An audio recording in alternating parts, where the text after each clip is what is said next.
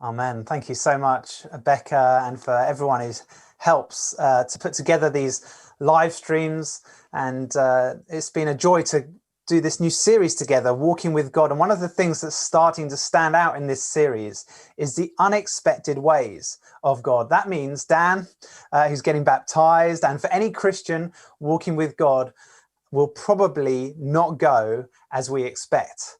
And that's both encouraging and troubling. It's encouraging because, as we saw last week, that can mean wonderful provision in unexpected ways and unexpected places. There's nothing like a journey of faith.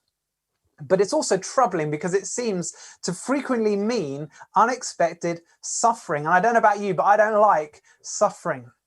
We've been asking the question in recent weeks, why does God allow so much trouble to come into this world and into our lives? You may have questions like that at the moment. Many people do, as they face loss of jobs and income, loss of homes, relationships under strain, loss of friends and family. One local hospital chaplain described a few weeks ago how he's had amazing conversation with people, but has also had to sit by so many COVID deathbeds, including a man with a young family whose prayers for his healing were left apparently unanswered. This minister himself has just been recently hospitalized as well with COVID. Please pray for his recovery. Why does trouble come like this? Not just for those who are ignoring God and living selfish lives, but to those who are actually trying to follow God and help others. And that can be such a discouraging thing, when you're trying your best and it's like the rug is pulled out underneath you. And that's what we see happening in Elijah's life. Having boldly and obediently stood before kind of King Ahab, he's firstly sent to the desert and then to enemy territory in Zarephath, facing challenge after challenge that seemed to just get harder and harder. And though we've seen that this is about preparation, not punishment, what comes next is truly tragic, and it calls into question the very character and trustworthiness of God.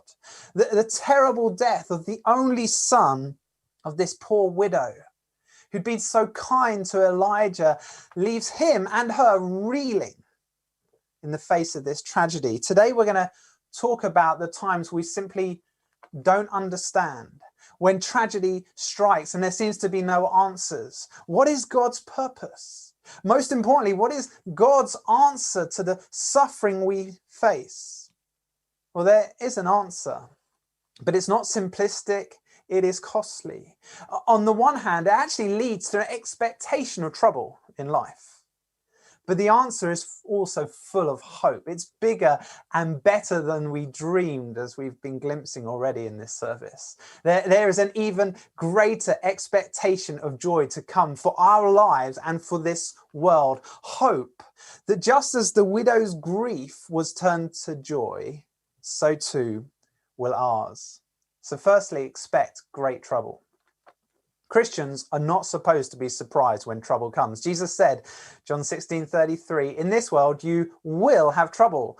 1 Peter 4 verse 12 says, dear friends, do not be surprised at the fiery ordeal that has come on you to test you as though something strange were happening. Do you get surprised by trouble? I do. Even though I know the words of Jesus, I often get surprised. I find it so hard. I can really sympathize with this widow. It's so tragic. She's already lost her husband. She's in deep poverty. She's dared to trust God. She's opened her home to Elijah, given her last of her supplies. And yes, she's kind of experienced miraculous provision, but only for this all to be ripped away as her son dies. I can't imagine the pain of losing a child. I've seen others walk through it. It seems to me like the pinnacle of suffering. Kay Warren, following the tragic death of her and Rick Warren's son, said, I will grieve for my son, she says, every day of my life. One of my friends who has tragically lost 2 children describes it as deep, searing pain. terrible situation. You know, on top of this, for the widow, this son would have represented her only security and hope of provision for the future. I'm not surprised that she kind of lets rip at Elijah. Verse 18, she says, "What do you have against me, man of God? Did you come to remind me of my sin and kill my son?" It's like, what on earth is going on? Why did you come? Why is God against me? And she gives kind of voice to the suspicion that many people have as we face suffering. It's this: is God just getting his vengeance? Is this suffering because of some sin in my life, she asks. Now, we don't know what she's talking about there. She could be referring to her previous worship of Baal or some other secret sin, but her assumption is this is God kind of getting his own back. I wonder if you've ever felt like that. You know, just so devastated, like God is punishing you. You know, in our Bible in 1 year readings this week, we saw that that's exactly what Job's friends thought was happening to him in his suffering. God punishing him for something. I know people who've walked clean away from God because of tragedy like this, and they've made that assumption. So why does this stuff happen? How does Elijah answer her? Well, he says, verse 19, "Give me your son," Elijah replied. He took him from her arms, carried him to the upper room where he was staying, and laid him on his bed. Then he cried out to the Lord, "O Lord my God, have you brought tragedy also upon this widow I am staying with by causing her son to die?" Elijah has no explanation to give to this widow. Why? Well, his prayer shows it's actually because he doesn't know why this has happened. And this is really important. Sometimes with suffering, we simply do not know why. And we can actually make things a whole lot worse with our speculations like Job's so-called friends did. You know, we live in a world that is so broken, and we all get touched by that brokenness. And often we don't know why. Elijah has nothing to say. In fact, he has some questions of his own, and he does what all God's people should do when faced with tragedy. He goes to God and he cries out to God in desperation and says, my God, what's going on? What are you doing? You know, one of the greatest gifts we can give people who are suffering is to share silently in their pain, and then to bring that pain before God in prayer. And I love the honesty that Elijah brings here. It's like, God, this just doesn't seem right. The situation they face is so clearly beyond anything he can deal with. So his first instinct is to pray. You know, when trouble comes, pray. When the impossible comes, pray. Elijah gets alone with God. He lays the situation. In fact, he lays the boy before God, and then he asks for something extraordinary, something that has never been seen in the Bible up to this point. He asks God to bring life back to this dead boy. Verse 21, he says, "Then he stretched himself out on the boy 3 times and cried to the Lord, 'O Lord my God, let this boy's life return.'" This is a kind of desperate and audacious plea. Elijah can see no other answer to this suffering than the total reversal of it. And this is really important because there's some suffering where you can kind of learn from it, but there's other suffering where the only solution is actually the total reversal of what's happened. You know, Elijah says, God, you need to undo this. This is too much. God, please have mercy. And then he does this strange thing of kind of laying on the boy. And some commentators have suggested as if to say to God, let my life be his life, my breath, his breath, take me rather than him. And this is when things change. Yes, we expect great trouble, but we expect greater joy. Verse 22 is astounding. I mean, look at this. The Lord heard Elijah's cry, and the boy's life returned to him, and he lived. He lived. God hears Elijah's cry and gives the boy his life back. This is the most amazing miracle. This is the miracle to kind of end all miracle. It turns back death.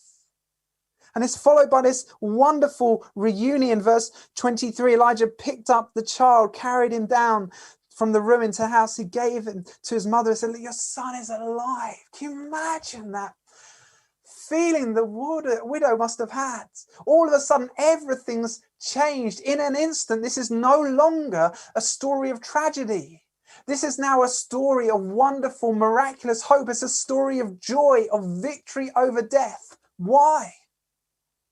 Well, it's not because the tragedy or the tears or the grief weren't real, but only because the answer is bigger and better than the tragedy.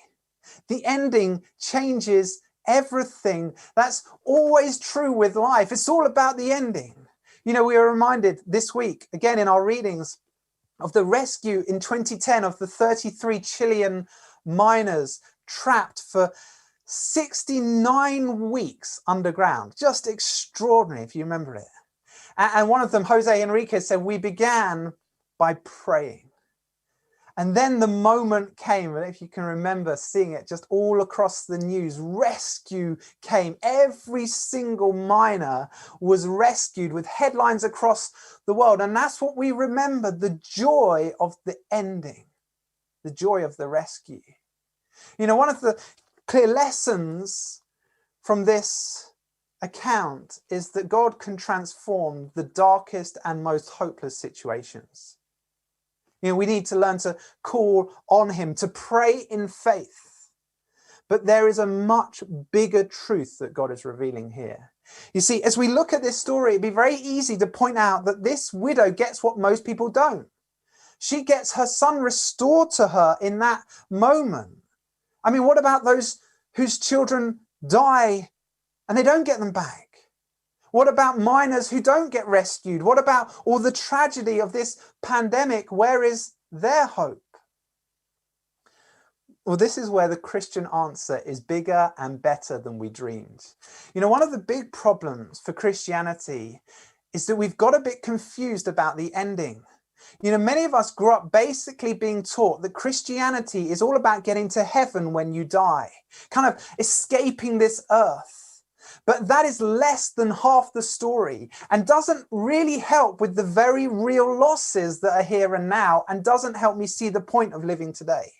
Yes, there is a hope of heaven, but that's just an interim thing. That's not the ultimate hope. What is the Elijah story about? Well, it's about God giving us a glimpse of what is to come. You see, the widow gets a very brief mention in the list of people who have faith in Hebrews 11:35. It says this: women received back their dead, raised to life again. It says there were others who were tortured, refusing to be released, so that, listen to this, they might gain an even better resurrection. Verse 40 then says, these were all commended for their faith, yet none of them received what has been promised. There's a promise that they're still waiting for. Amazingly, something even better than a widow getting back her dead son. What is that promise? Well, it's that one day this world will be put right. It will be remade and renewed. You know, our hope is that one day there will be something better than a reversal. A resurrection is coming, a day when, as it says in Revelation 21 verse 4, God will wipe every tear from their eye. That means that the reasons for the tears will be solved, just as the widow's tears were solved. There is a day coming when God says, behold, I'm going to make everything new. As Samwise Gamgee beautifully puts it in The Lord of the Rings, when he asks, is everything sad going to come untrue? The Christian answer is yes. Yes, it is going to come untrue. There's something very wrong with the world and it'll be put right. And you're like, how? Well, at the very heart of Christianity, we see the answer.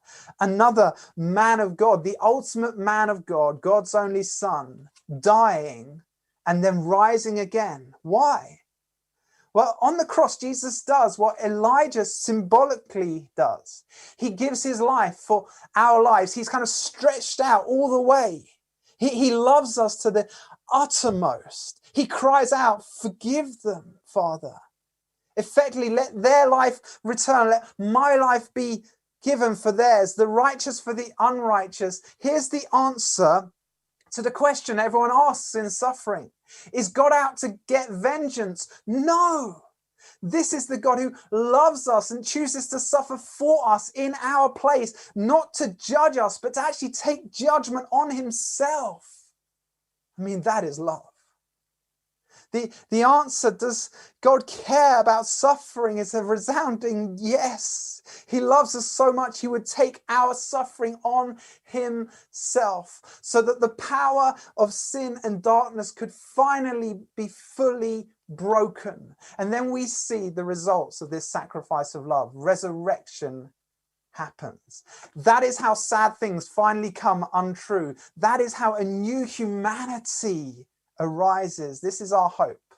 This is what is pictured in baptism, as Becca said, new life beginning. There will ultimately be resurrection life. One day we will get brand new bodies. We're going to live in a completely restored world on earth. Those we've lost will be resurrected, and that reunion and the joy of God's presence will totally eclipse all the very real pain now. This is even better than what the widow had, but there's more. We're not simply waiting.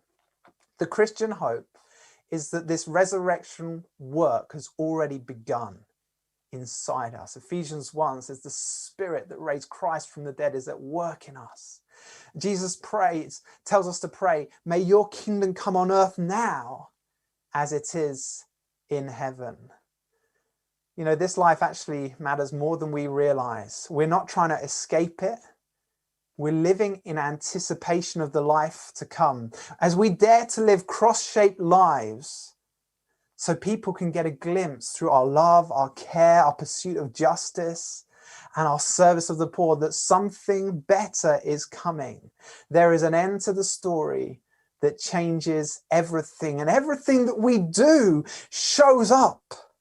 Everything good of the kingdom shows up in the kingdom to come. How do you enter this story of resurrection? It's by faith. With all their questions, there was faith in Elijah and the woman.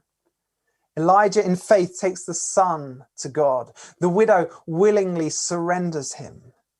You too can come with all your questions and losses and dare to trust in Jesus, who says, "In this world you will have trouble, but take heart. I have overcome the world." You can trust the words of Jesus, as this video reminds us.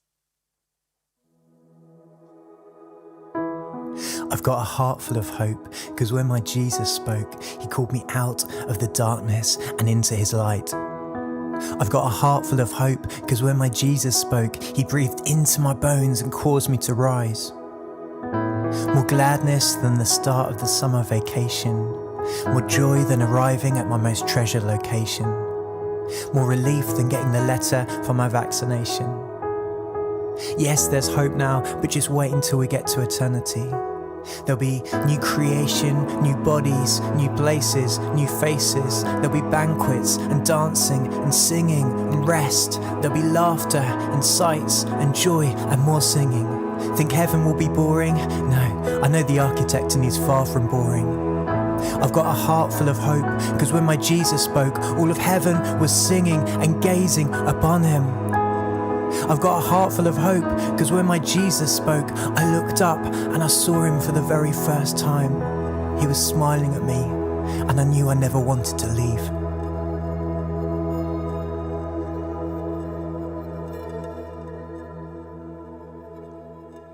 Amen. If you want to put your hope in Jesus, you can pray this prayer with me. Lord Jesus, thank you for the hope of resurrection. Thank you that you died and rose again for me. I come with all my questions, pain and losses, and I choose to trust in you. Please forgive me and set me free from the power of sin and death. I ask you to come into my life by your Spirit that I may know the power of your resurrection life. Help me follow you and seek to bring your kingdom on earth as it is in heaven. Amen.